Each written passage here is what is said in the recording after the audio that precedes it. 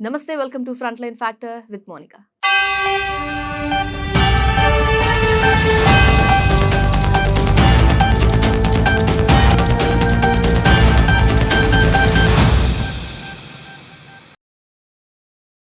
చెస్‌లో నారా దేవాంశ్ ఇంకొక ప్రపంచ రికార్డ్‌ని క్రియేట్ చేశాడు.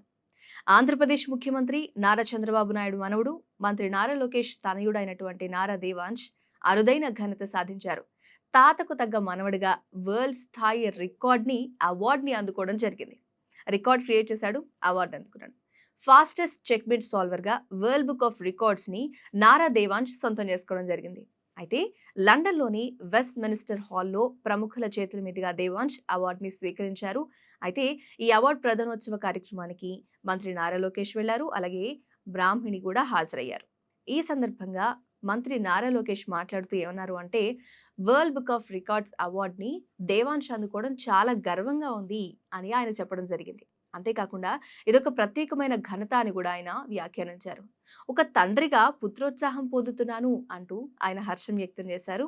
అటు దేవాంశ్ అవార్డు సాధించడం మీద టీడీపీ శ్రేణులు కూడా వాళ్ళ ఆనందాన్ని వ్యక్తం చేస్తూ ఉన్నారు. ఇక సీఎం చంద్రబాబు వరల్డ్ లీడర్, ఆయన మనవడు వరల్డ్ రికార్డ్ హోల్డర్ అంటూ టీడీపీ వర్గాలు సంబరాలు చేసుకుంటూ ఉన్నారు. అయితే గత సంవత్సరం డిసెంబర్ నెలలో దేవాంశ్ చదరంగంలో ప్రపంచ రికార్డు నెలకొల్పిన విషయం తెలుసు. ఇప్పుడు చదరంగంలో అత్యంత క్లిష్టమైన 175 పజిల్స్‌ని వేగంగా పరిష్కరించడం ద్వారా కేవలం 9 ఏళ్ల వయసులోనే అతని ఘనత సాధించారు.